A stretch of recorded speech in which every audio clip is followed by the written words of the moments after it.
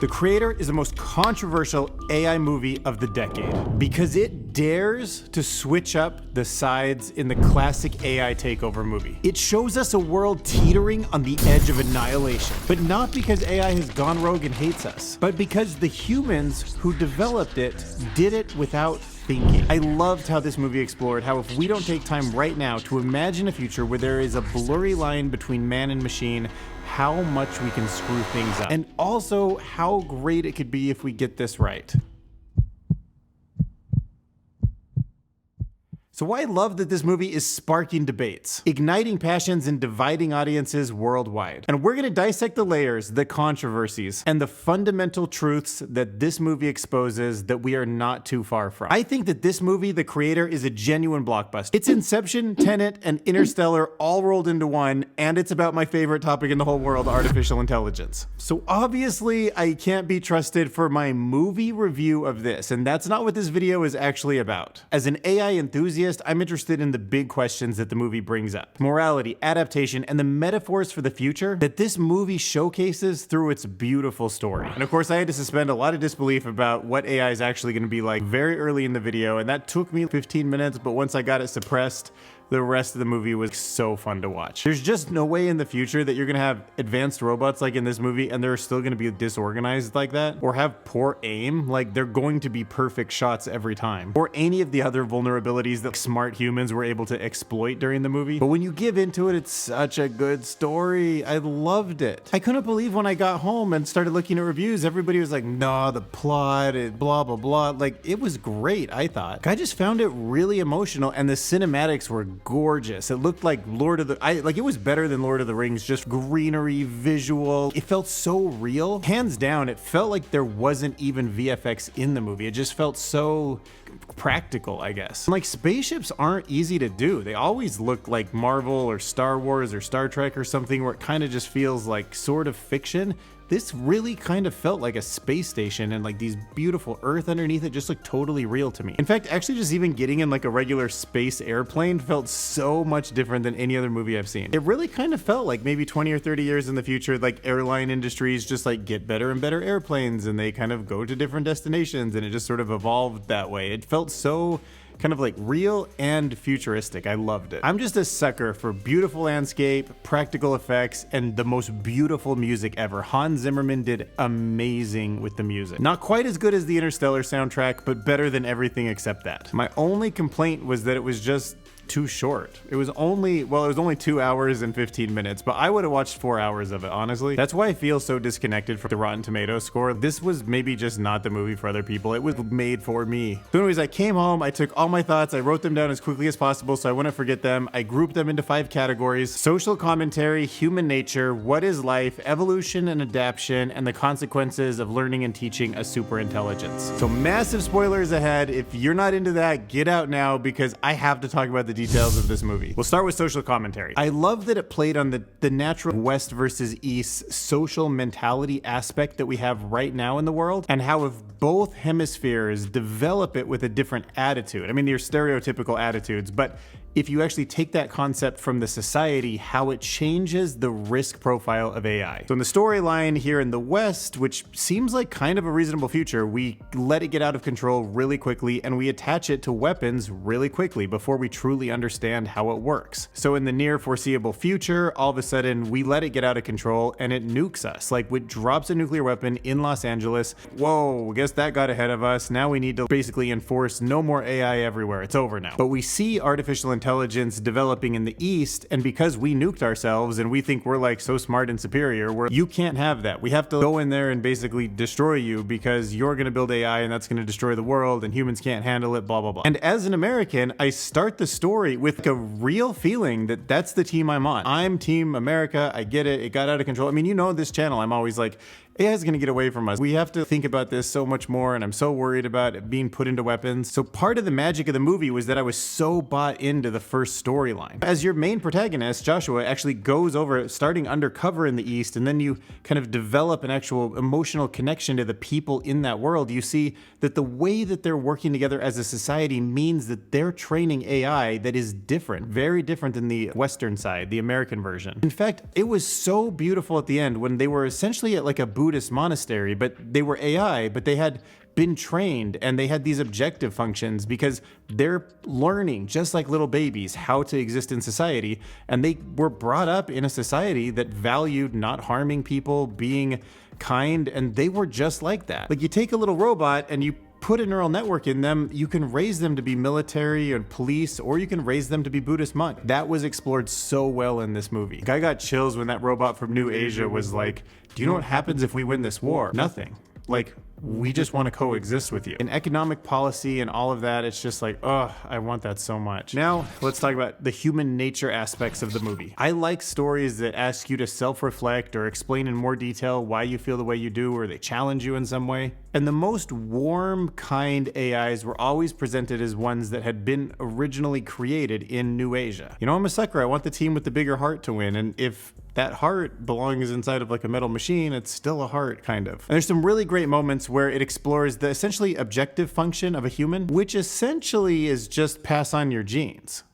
There's a really profound moment where they talked about why is it that Homo sapiens killed off all of the Neanderthal? Well, because our species essentially was willing to be more aggressive. We were willing to kill them. That doesn't necessarily make us any better or worse, but genes are genes. And that's the way that worked for us. And if being kind would have worked, that would have been better for passing on genes. We would just be a more kind species. And when you think about it that way, we're just truly flawed. We need to use our intelligence to kind of reverse this, you know, or at least like limit all of these sort of bad genes that are going to be our natural objective function. And that's why it's really interesting, because this child, who in the storyline is the most advanced AI that's ever been born, but it's still clearly in its infancy, has the objective function to help robots, and part of that is destroying the big sort of Western American weapon. And the fact that she's always trying to like watch TV, and when you see what's on the TV, it's pro-robot, it's anti that big ship that's killing everything. And you get this real sense that as she moves through life, she's thinking about this, everything in the lens of that core function. In the same way that we completely forget we have it, but you and I definitely walk through life thinking about how to accumulate mates and resources and some of these basic fundamental things. Next category is exploring simply what is life? Multiple times at the beginning of the movie, the humans don't necessarily kill robots because they weren't alive in the first place. We turn them off, or we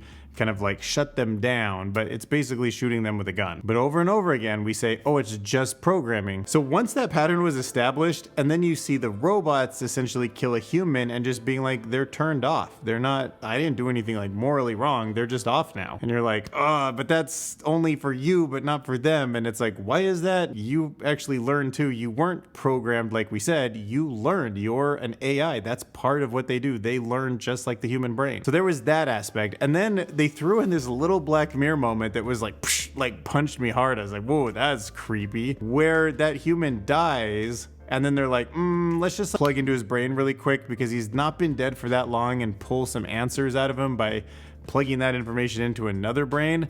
And that guy's like, save me, help me. And they're like, no, you're dead actually. I just need to get some information from you really quick. And I'm like, oh God, like, oh man, I hope that's like not our future. And that kind of weird stuff happens to all of us. Could you imagine just waking up and being in pain and somebody asking you questions and you're trying to ask for help and they're like, there is no helping you, bro. Like, you're not alive anymore. Oh.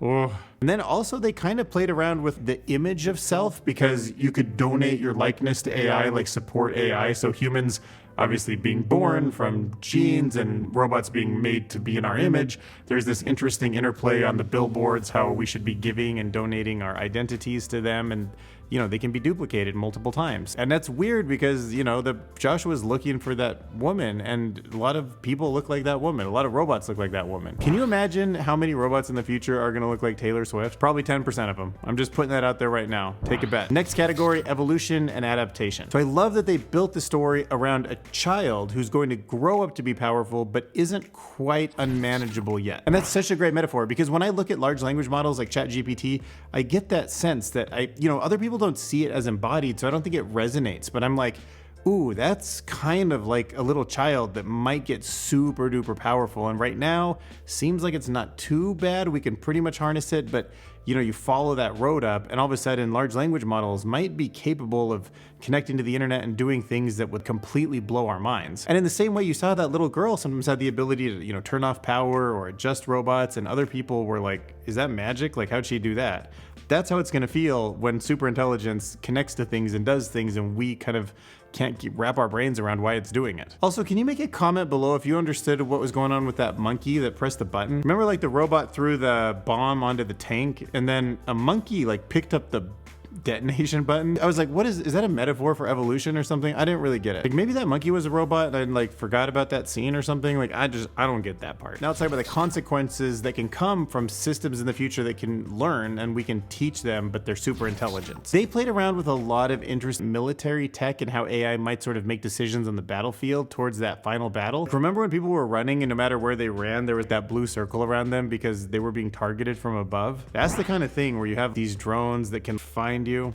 I mean, that's coming. Like missiles, drones, they just track you no matter, you're not gonna run from them. Also, that giant tank was so insane, just like knocking over trees. It had the AT-AT vibe, but actually more just like, boom, I'll just crush everything that I drive over. But by far, the weirdest moment in the movie that I thought was so fun to watch, but also like, holy crap, is that what's happened in the military? Was that scene where that big robot with like the big wide torso, because it's literally a bomb with arms and legs, comes running down that trail. That thing looks like Boston Dynamics Atlas, kind of just like super heavy, super wide, little thin arms, but it's so like boom, boom, boom, boom every time it runs. It doesn't need to do anything. It just needs to run to its position and then detonate itself. I always think of little drones like flying somewhere and being like really targeted attacks, but there was something just about the size of that huge like barrel of, gas oil barrel type thing, just like boom, boom, boom, boom, boom, boom. If I was streaming the video, I'd probably watch that scene a few times. There was something really ominous about that. Beginning, I was pretty empathetic for the woman who ends up being like sort of the main bad guy at the end, because obviously she was driven because of the love of her children. They went through what she considered torture, and she just was like, my life is dedicated to this cause. But without the introspection to go to the east and see that not all robots are created equal, and that AI is a lot of a reflection of how we treat it,